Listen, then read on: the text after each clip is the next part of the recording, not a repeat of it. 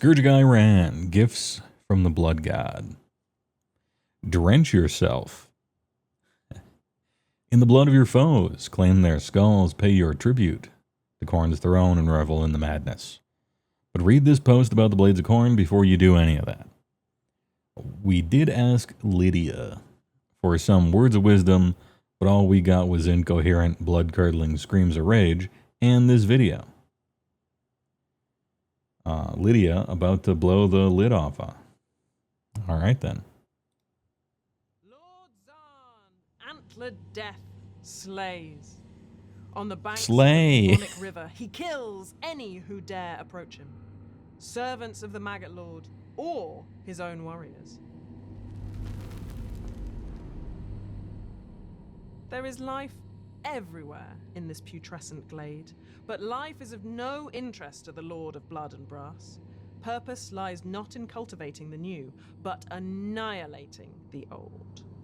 Zarn can hear demons baying with each future he cuts short. He is one of the blood god's weapons, strong enough to lead others who have sworn their souls. He has never asked for more. He has never thought more might be possible. Hosts howl with him, awash with the need to murder. The rusty blade takes him in the gut. As he falls, Zarn still swings his axe, corpses piled high around. He joins them, wheezing amongst the slaughter field as the screams of the demons recede. They have already forgotten him, but it does not matter. Crimson lightning splits the sky. Ghyran's fetid air splits as it is boiled away. Horns blast as the earth begins to shake, and infernal brays are heard. With the last of his strength, Zarn grins. The brass stampede comes.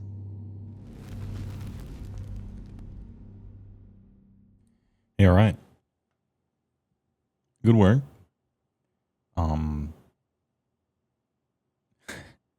Not more British. Look, they really are grabbing people from the office and having them read this, right?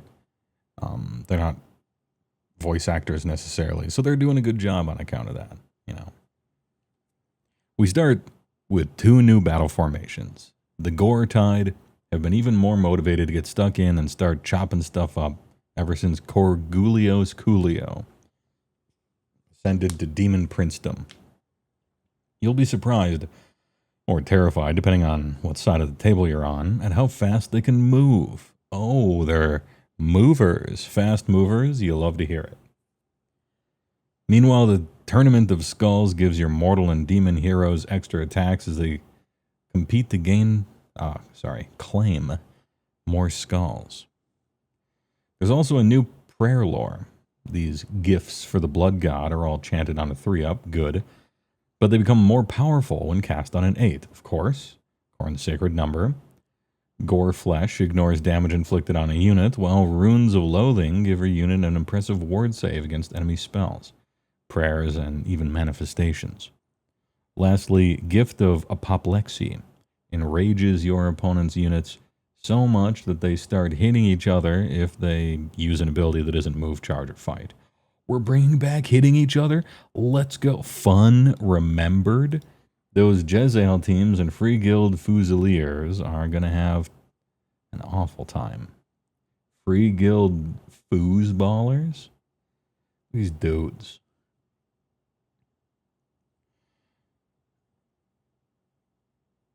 Two Blades of Khorne War Scrolls have also been updated. The Mighty Lord of Khorne now carries a reality-splitting axe, fucking finally, which can rip a hole in reality and drag an enemy hero, kicking, screaming, and bleeding, into the realm of chaos.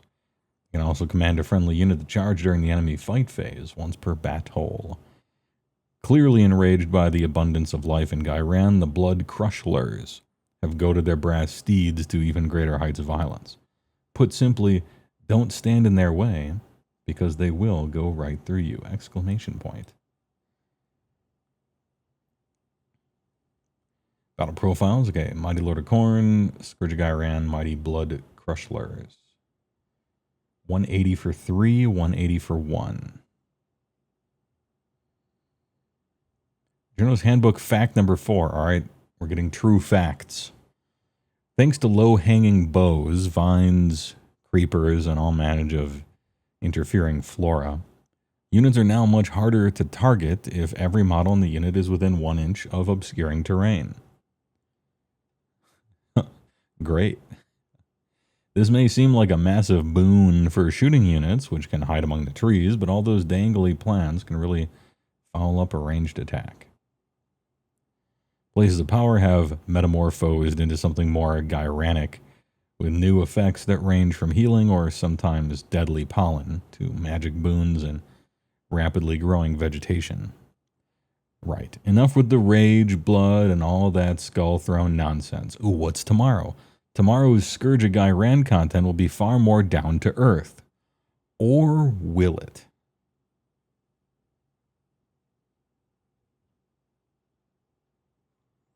What did they mean by this? So like not down to earth, KO, I guess. KO because they're not, like there's no, prayer stuff, there's no magic stuff, it's just technology, but then also the opposite of down to earth is flying. I guess it has to be KO, right? No, it doesn't have to be KO. KO's my guess. Ogres, yeah, I wish. I mean, there's so many ways they could imply ogres that I think they would have chosen a more obvious one than that. Like, ooh, stay hungry for new reveals, right? Something like that. I don't know. I'm thinking KO. And KO is up there with OBR, although it's much higher than OBR. Both meanings. On my list of things that need to be completely rewritten from the ground up and even reimagined. OBR isn't quite there, but KO is. I think KO needs a absolute, complete reimagination. Same with Slanesh, but that's just me. And they couldn't possibly do anything like that for just a GHB. And yet, this is the vehicle that they have available to them to make changes. So I wonder what they'll do for KO. KO or a 40k boy living in AOS girls world? Kinda, yeah. I don't know. I feel like Games Workshop has been writing transport rules in 40k for like 50 years or some shit. So you'd think they'd be better at writing transport rules for KO, but hey, what do I know? No, because they're short? Oh, that's the down-to-earth thing, because they're short. And then, or will it because they fly? Okay, yeah, now I'm convinced that it really is KO. I was thinking on a divinity magic tech level, but actually down to earth as in they're short. And then, or will it? Yeah, they're flying. Okay, that makes sense. That makes sense.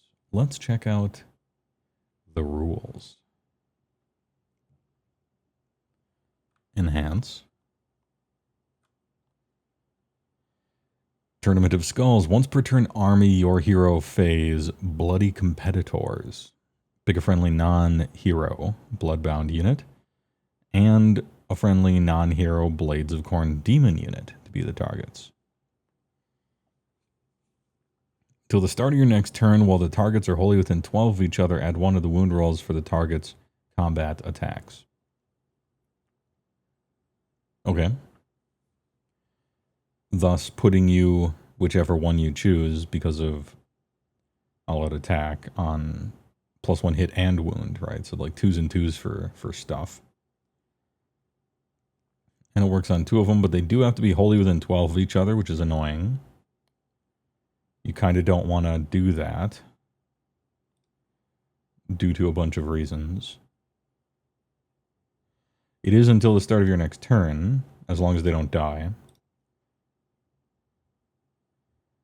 Non-hero gets rid of all the fun demons in my IMO. Because otherwise you could have like a hero and his unit that he's babysitting, each give each other bonuses, and that would actually work kind of nice. But it's got to be double battle line stuff, or double troop stuff. And this edition really wants you to play with massive fucking units. And so putting both of them in the same spot's a lot. in one place. So you would choose like an incredibly inexpensive demon unit and then an expensive bloodbound unit, or vice versa.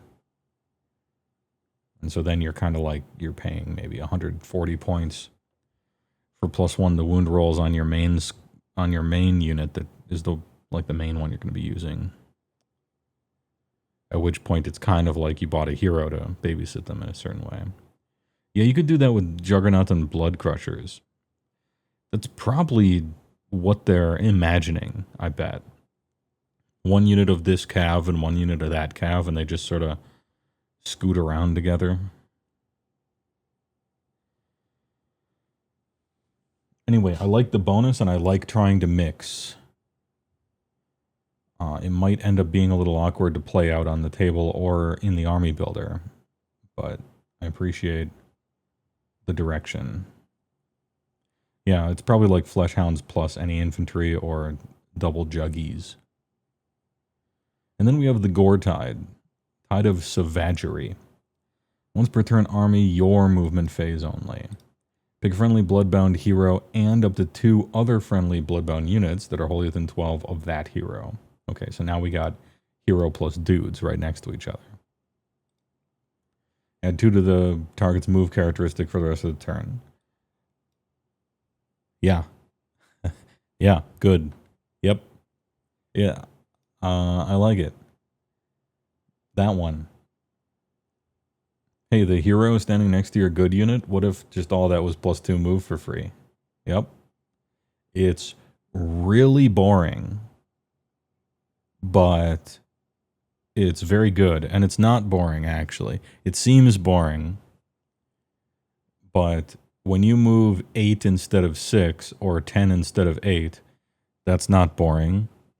You're pushing your guys closer to their guys. That's exciting. Maybe you make a charge when you wouldn't have otherwise. There's different layers to boring and exciting, I think. Anyway, you'll love to see it. Tide of Savagery. I'm in. Bloody competitors, good try, but probably not. New prayer lore, Gifts of the Bloot Goot. And everybody's on 3s, but you're probably fishing for 8s, depending. We'll see. We'll see. Al Gore Flesh. Pick a friendly Blades of Khorne priest to chant it. Pick a visible friendly Blades of Khorne unit wholly within 12. Until the start of your next turn, ignore the first damage point allocated to the target each phase. I've read this before, and it fucking sucks. If the chanting roll was 8, you can pick another eligible unit, and that's your unlimited prayer. Bum, bum, bum, bum, wow. Runes of Loathing. How I feel about the first one. Pick friendly Blades of Khorne priest. Friendly Blades of Khorne unit, wholly within 12. Till the start of your next turn, the target has ward 3 against damage inflicted by spells, prayers, and abilities used by manifestations, including fight abilities, manifestations, BTFO.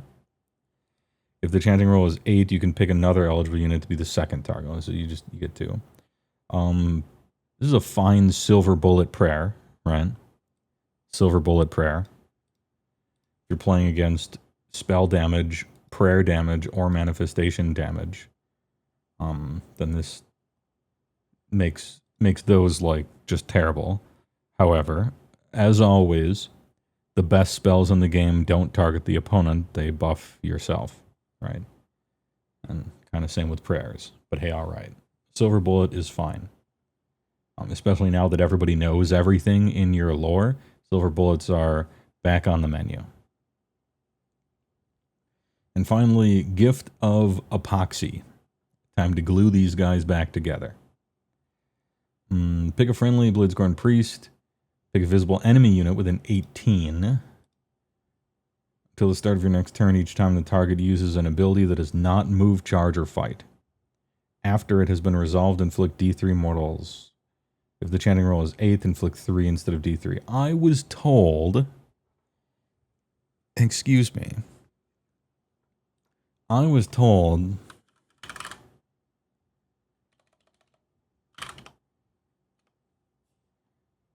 Alright, I guess Control F just doesn't work on their website. Fucking, oh, there we go. they start hitting each other. And you tricked me into thinking that it was the old Khorne ability from the olden days, which caused them to roll attacks against themselves, which was fucking funny and cool and flavorful. But it's actually just a D3 mortal damage. Boo, I say. I mean, every time some unit uses move, charge, or fight, taking D3 mortals or an entire 3, that's very strong. I mean, 18 inches is kind of short, as with all things like this, right? Yeah, that's where the D3 comes from. It's narrative. It is narrative, yeah. That's the tie-in. That's the explanation for it. If you could just drop this on some unit that your opponent really does just have to take 3d3, that's kind of sick, actually. Gift of Apoplexy has the highest ceiling for fun and cool. Getting it to work might be a little tricky. How long does it last? Until the start of your next turn. Ooh, okay. Roll up, do it, and then an opponent's double turn might be kind of greasy. Now, it's not cast a spell or anything, but... Move, charge, or fight. And if it was 8, it's just straight 3s. Oh, it's the opposite of move, charge, and fight. It's non-move, charge, and fight. Oh, okay. I don't know why I can't read after 8 p.m. What's my problem? Yeah, it's the other way around. So it's not moving, charging, and fighting. It's shooting, praying, casting a spell. Actually, there are a bunch of War Scroll abilities and all sorts of other things that are technically abilities now.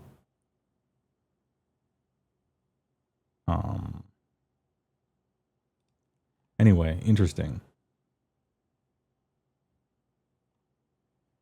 Am I going to have to bring up the old prayer lore? I think I am. We gotta compare and contrast over here. Bum bum bum bum bum bum bum bum bum bum bum. It's the checking the tapes. The tapes are being checked.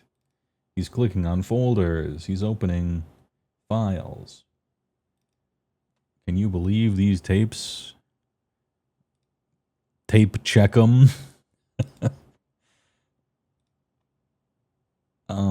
Oh god, the PDF reader wants to update. Please, no free trial. Remind me never. I'm gonna uninstall you.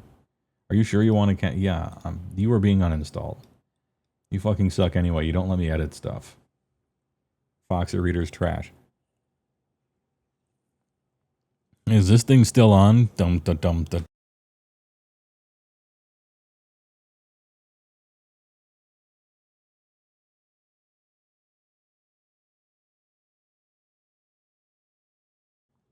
Poof. All right, we checked the tapes.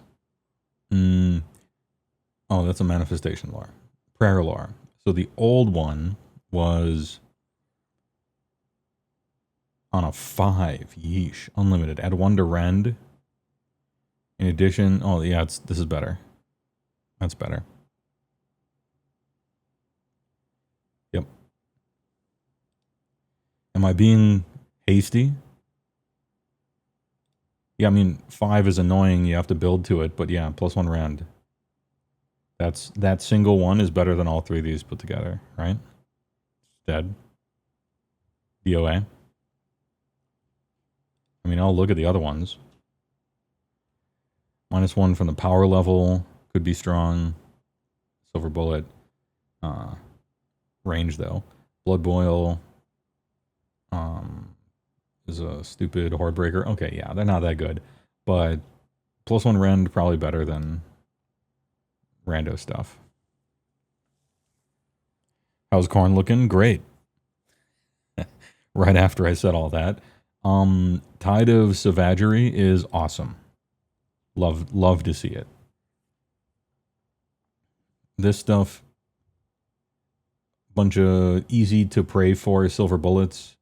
If you don't like fishing for unholy flames, a great unlimited prayer that's hard to pray. If you don't like that from the old one, you can do a bunch of situational silver bullet funny stuff.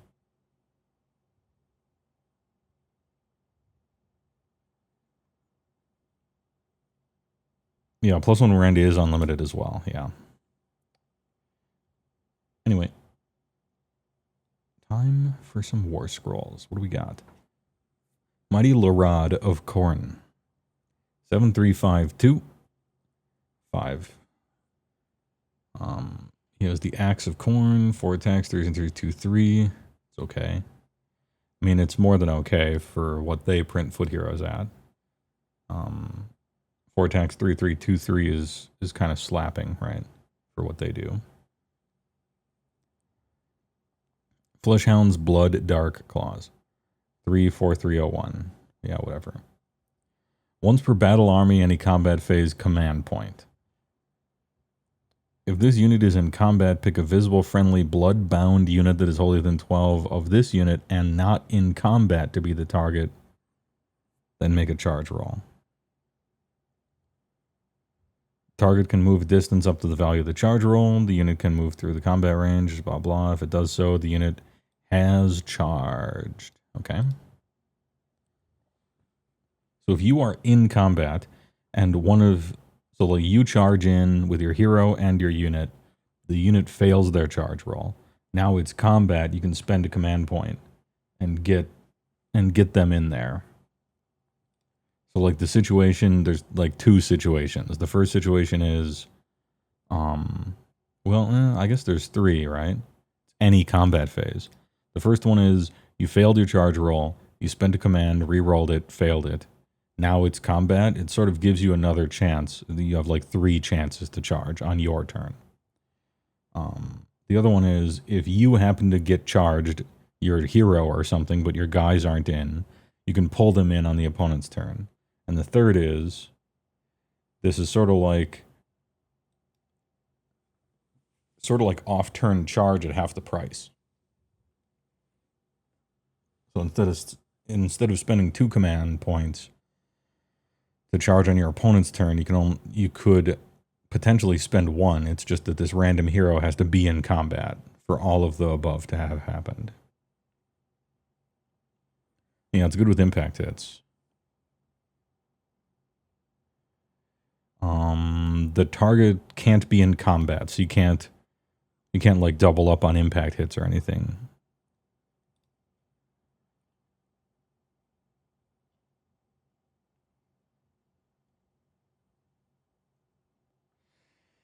Can you cast it on a unit which has run?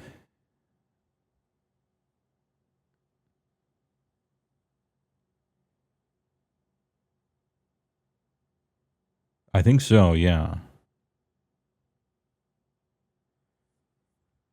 Because it's the hero using it, it's not the charging unit. It is a charge roll. And they have charged, and the keywords are move charge. But I still think probably they can. Now, it is a charge ability, but it's not that unit using it. It's the hero using it. As in, like, pick a visible friendly bloodbound unit to be the target, right? So they're not using it, they're being the target. It is called a charge roll, though. FAQ. Anyway, looking at the FAQ for this, I guess. Yeah, the target's the run unit. And it tells you to make a charge roll. So I feel like you do. That's what it told you to do. The only stipulation is that it's a bloodbound unit that's wholly within 12 and is not in combat. It doesn't say if it hasn't run, and then it just tells you to make a charge roll.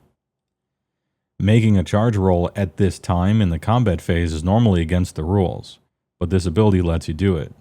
Just as charging after you run is normally against the rules, but run and charge abilities let you do it, right? So I think you can. That exception-based design on these abilities. And they would just say if you couldn't, I think.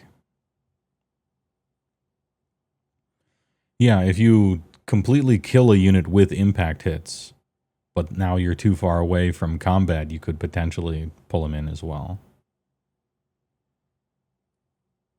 Yeah, it tells you to make a charge roll, not use a charge, not use the charge ability or something like that. I still think it's worthy of an FAQ, but I think you can do it after you run. Now keep in mind, for all of this stuff we just talked about, a foot hero has to be in combat for this to happen. So you might not see it a lot. But then again, it's a Khorne hero, so maybe you will see it a lot. Yeah, if your opponent, like, if their rats scurry away, or if their big double meatballs bounce in and bounce out, you can, like, chase after them. That's kind of funny. Creating a little narrative there. Once per turn army, end of any turn, reality splitting ass. This unit can use his ability even if it has been destroyed. What a glorious sentence this is. You love to see it. This unit can use this ability even if it has been destroyed. This is the fucking, like, oh, she's using the katana and the guy doesn't even know that he's dead, and then later he, like, sheaths it. Oh no, and he, like, falls in half. And you can, like, wait apparently any amount of time. You know, he's eating breakfast tomorrow morning at the dinner table, and finally he sheaths the sword and the guy explodes. This is great. Good rules, right? Good work here. You'll love to read it. Just slides in half. Pick an enemy hero that was allocated any damage points by this unit's Axe of Khorne this turn to be the target. Roll a die on a 5-up, automatically destroyed and cannot be replaced. Cannot be replaced. No replace-a-reno for the rest of the battle. The quivering palm, the 5-finger, what is it? The 5-finger exploding heart technique from Kill Bill. Kentaro, you know? You are already dead.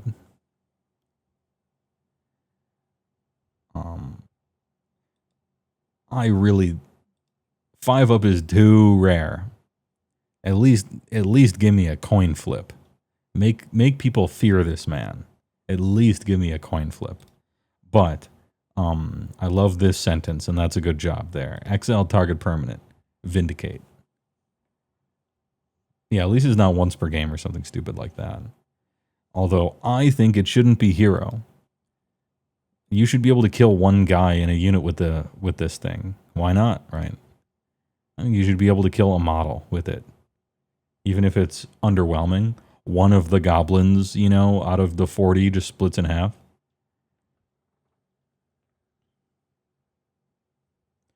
Can I be replaced only impacts Alariel? No. There's plenty more. There's the Khorne guy, right? What is it? Something Blood Wraith. That guy comes back to life. The Slaves to Darkness, Fallen Stormcast Horsey guy comes back to life. Who else? The Rat Man from SBGL, I think. The Rat Man comes back. And also some heroes can come back sometimes in SBGL.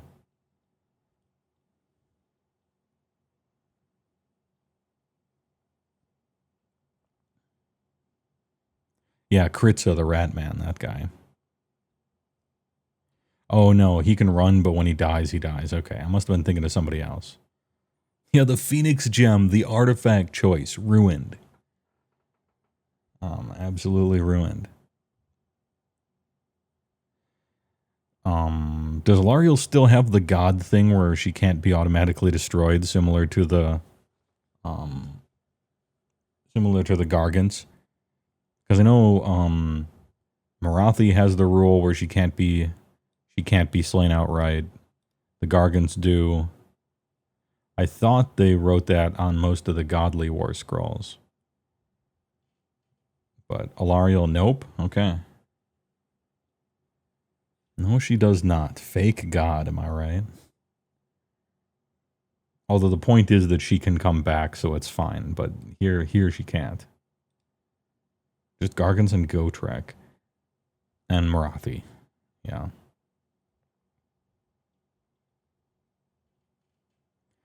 Kritza could come back in third. That's what I must have been thinking of. Yeah. Anyway, would you play this Mighty Lord of Khorne? No.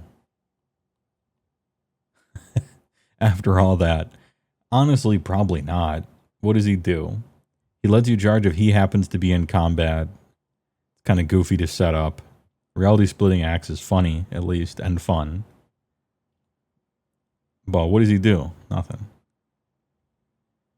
After all of the things, after we talked about all the things he does, now I'm like, he does nothing, huh?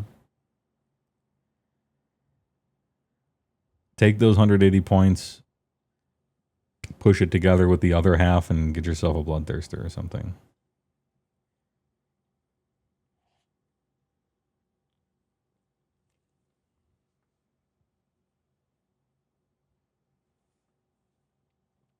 So if it goes off and a rule to prevent auto-destroy happens, is it still unable to come back? Let's see. Let's see. I will be looking for an intervening if clause, right?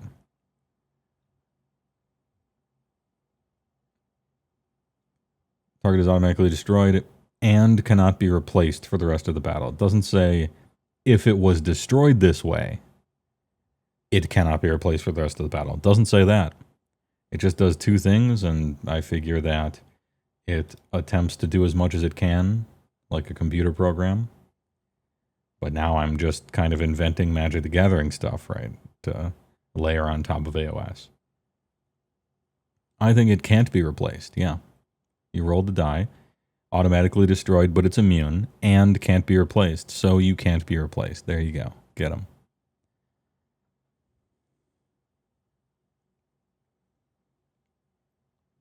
Next up are the Blood Crushlers.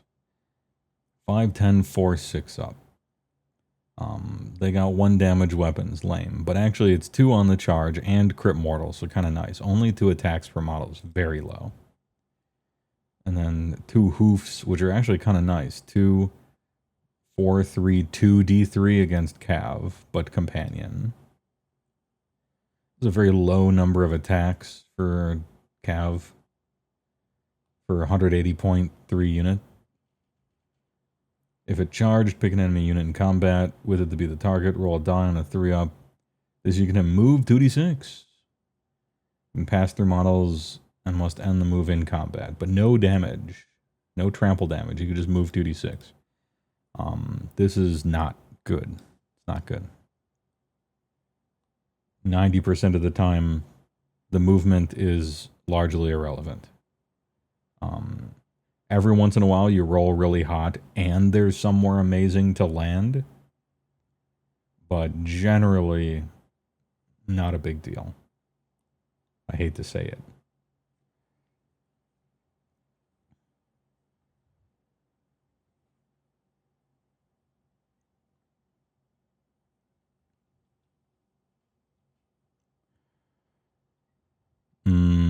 Bane of Alariel. Listen, if Little Foot Lord catches Lady Megathighs and actually hurts her, he deserves to delete her. True. Well, and then actually rolls a 5-up on top of all those other hoops to jump through. Yeah, what about second move? Second breakfast move. So 6 of these guys have 12 attacks, 2s and 3s, rend 1, damage 2, crit mortals, and 12 attacks, 4 3s and 3s, potentially 2 D3. It is anti-cav.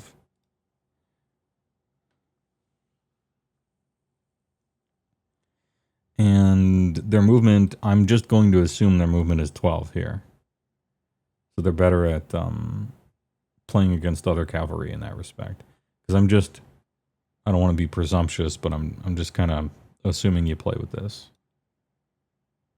Wait, Bloodbound. I don't know your keywords. Is that what this is? No. Bloodbound is humans. So they are move 10, actually. They are move 10, actually. Yet another reason not to play demons. besides them not being that good. Hey, all right.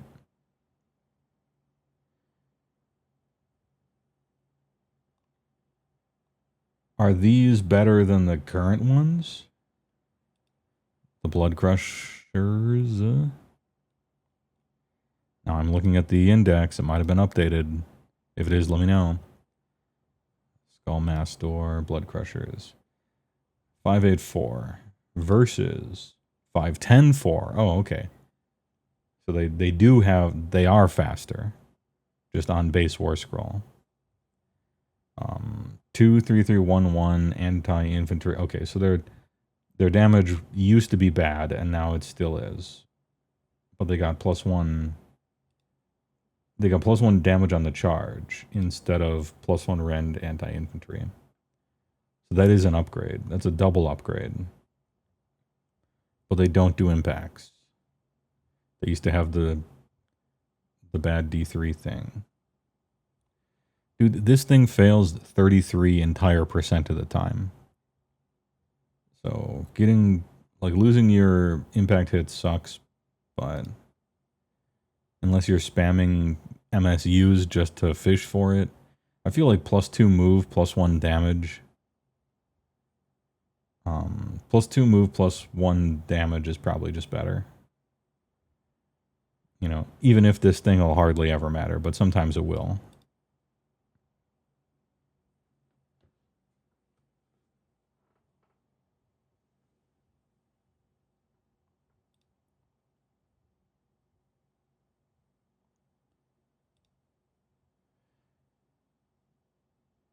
You can get the Ren they lost too from the normal prayer lore. I mean, you can prayer up these guys as well, right?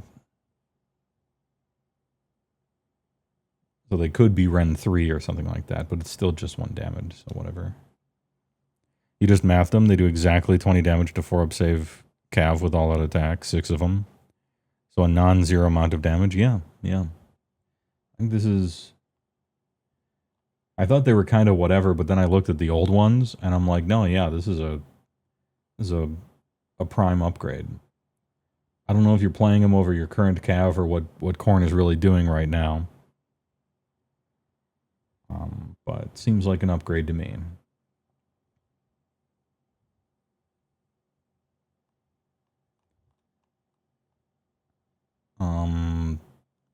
Kind of disappointing. Just a bit. Because I think the old lore is arguably better.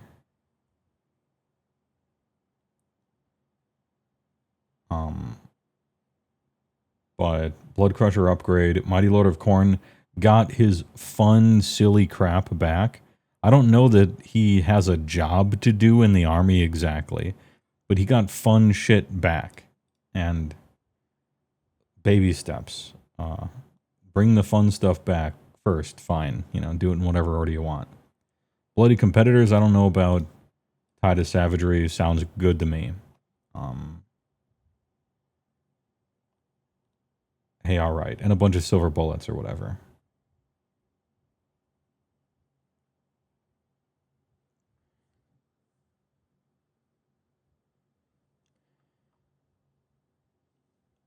Can we talk about the health stat in the room? Why doesn't this guy have 8, you mean? It would matter not at all if it was just 8. Isn't it? Yeah, I guess I agree. It's weird that it's 7. When being 8 would be like, yeah, all right, whatever. I don't think it matters too terribly much, but fair call out in the Khorne. Right now, Khorne is spamming boots on the ground, Wrathmongler, and Blood Warriors pretty much. All right. That sounds cool and fun, actually.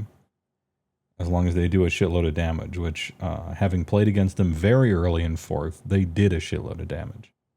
But that was with, like, a max-size unit of Skull Reapers or whatever those guys are.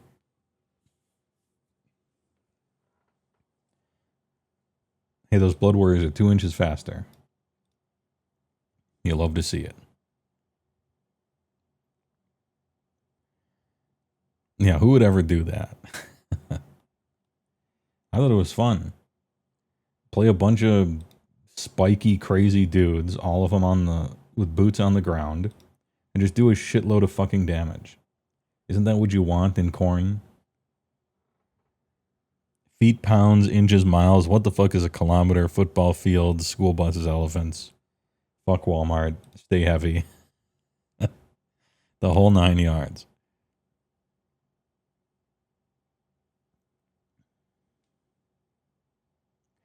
As it stands, the mighty Lord of Khorne is the only hero that can take both mortals and demons in the regiment. Oh, okay, cool. All right. So he might alleviate some list building.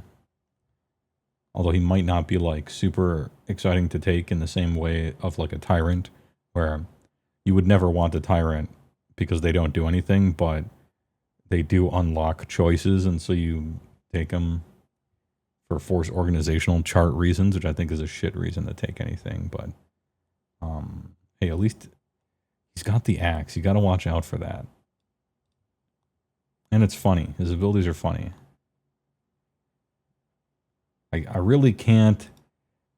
I just can't speak ill when they add funny fucking rules, funny, flavorful rules that probably aren't very good, or definitely aren't very good. But we're remembering the olden days. Remember fun?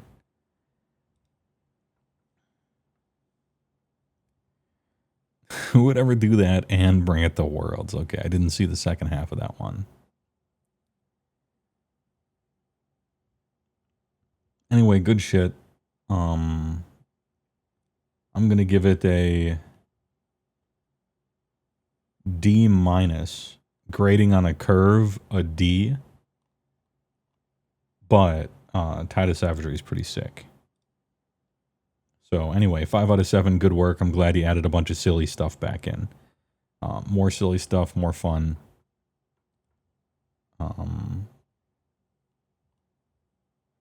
Hey, all right. Tomorrow, probably KO, according to our sleuthing. According to our digital sleuthing, KO Tamari. And unlike yesterday and today, an entire ass stream instead of just me reading a website and being like, see you losers tomorrow. 5 out of 7. You know, yeah, we're doxing the KO. I might play that RPG French game, maybe. It was going to be Dude, but like I said at the onset, kind of scared off of it for various reasons. I'm going to play the French game right after we talk about KO. And I'm just biding my time. I'm waiting patiently for the ogres.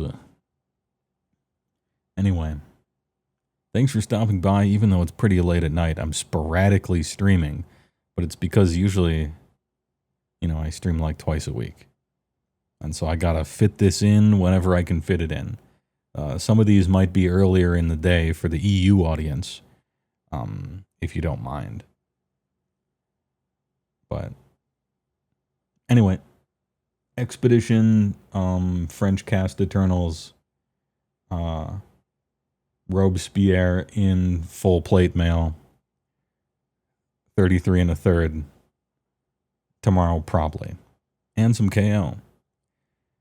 Losers, see ya tomorrow for a real stream, and it might be earlier in the day, but I don't make any promises, because I make some crazy promises. Yeah, going the extra mile for the kilometers, the Brit bongers, the Euro pours, and all the rest from Burgerland. How many bullets per freedom?